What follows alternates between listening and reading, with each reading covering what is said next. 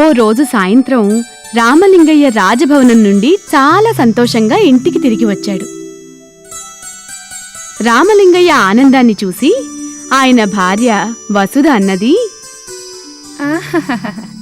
ఇవాళేంటో చాలా ఆనందంగా ఉన్నట్టున్నారు.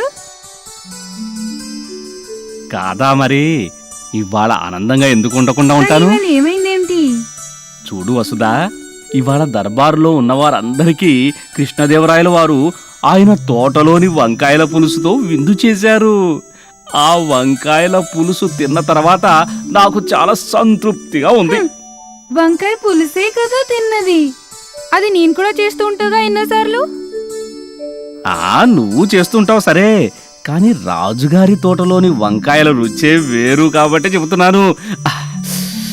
ఆ రుచి ఇప్పటికీ కూడా నా నోట్లో ఉండిపోయింది. అయితే నాకు కూడా తెచ్చిపెట్టండి అటువంటి వంకాయలు, నేను కూడా వండుతాను అటువంటి పులుసు.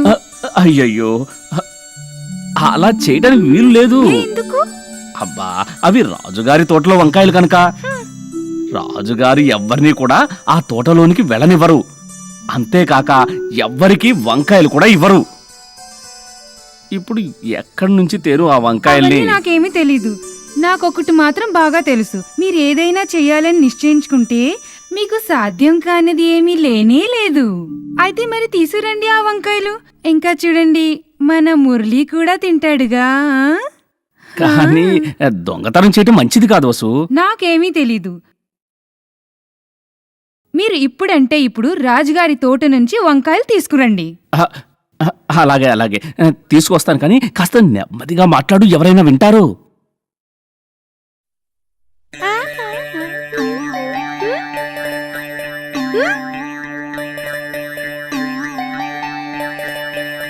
రామలింగడు దొంగతనమా? ఓరి దొంగ, ఇప్పుడు నీకు తెలిసి వస్తుంది ఆ వంకాయలకి ఎంత మూల్యం చెల్లించాలో నువ్వు.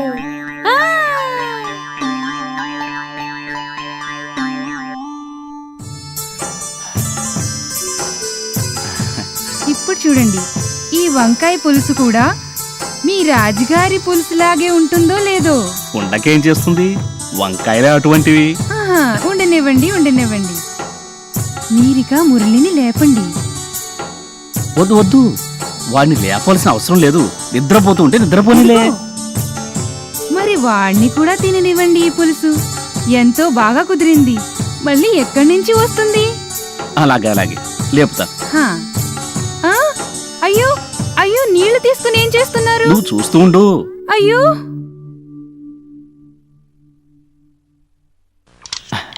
ఒరేయ్ మురళి, లేవాలి మరి. చూడు చూడు, ఎంత వర్షం వచ్చిందో, నీ బట్టలు కూడా తడిసిపోయాయి. నాన్న, చాలా ఎక్కువ వర్షం వచ్చిందా? చాలా వర్షం వచ్చింది. పద పద, ఇప్పుడు త్వరగా బట్టలు మార్చేసుకో, ఇంకా భోజనం చేయాలి మనం.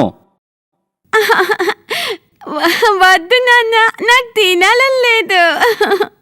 మురళి, ఎందుకు తినాలని లేదు? చూడు, రాజుగారి తోటలో వంకాయల పులుసు వండే నేను. ఏంటి, రాజుగారి తోటలోని వంకాయల పులుసా? అవునవును, పద లేచిరా త్వరగా.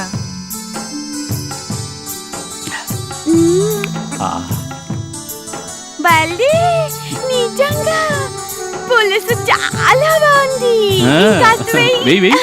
వీడి వెయ్యి.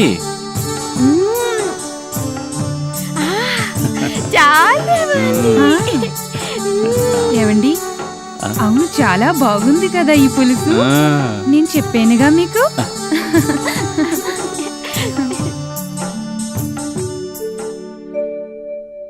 నా తోటలో వంకాయల దొంగతనమా? పైగా చేసిందే రామలింగడా? అవును మహారాజా, ఇది మిమ్మల్ని అవమానించడమే. ఇక విడిచిపెట్టను నేను. చతురుడు చతురుడు అనుకుంటే నెత్తికెక్కు కూర్చున్నాడు. వెళ్ళి పిలుచుకురండి అతన్ని.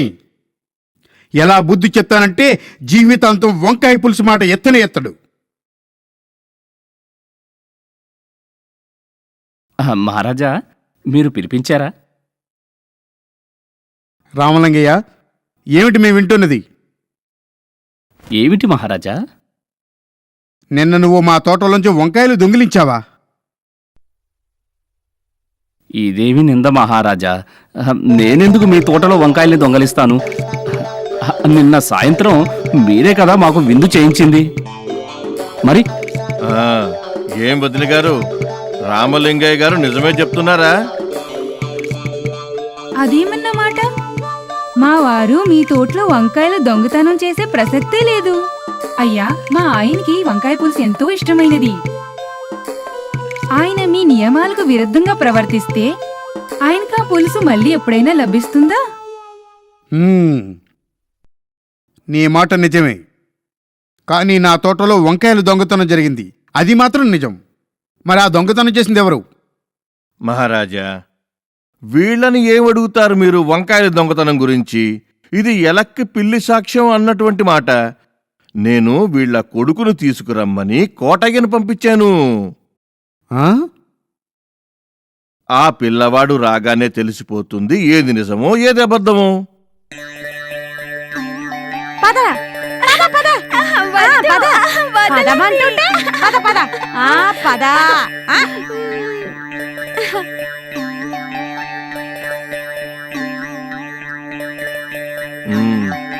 మురళి, చెప్పు, నిజం చెప్పు. నిన్న రాత్రి నువ్వు ఏం తిన్నావు? రాజుగారి తోటలో వంకాయ పులుసు.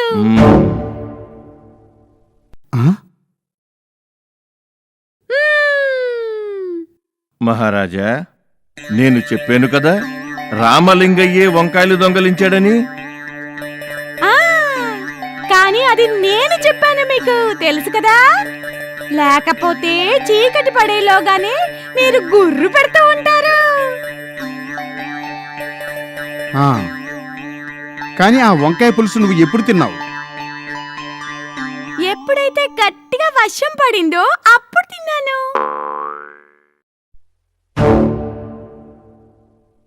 ఏంటి, నేను వర్షం పడిందా? వర్షం పడుతున్నప్పుడే. ఎప్పుడు పడింది వర్షం? వర్షమా? కానీ నిన్న వర్షం ఎక్కడ పడింది? మహారాజా, మురళికి రాత్రి కలలో ఏమి కనపడినా కూడా అది నిజమే అనుకుంటాడు. అయితే నిన్న రాత్రి వాడు వర్షం పడుతున్నట్టు, ఇంకా మీ తోటలోని వంకాయల పులుసు తింటున్నట్టు కలగాని ఉండొచ్చు. అందుకనే వాడు అలా అంటున్నాడు. సరే సరే, వెళ్ళనివ్వండి. కానీ మహారాజా, ఆ వంకాయల మాట ఏమిటి? మరి వంకాయల సంగతి? ఎవరు తినాలనుకుంటే వాళ్ళని తినివ్వండి. తినటానికి కోసి ఉంటారు కదా.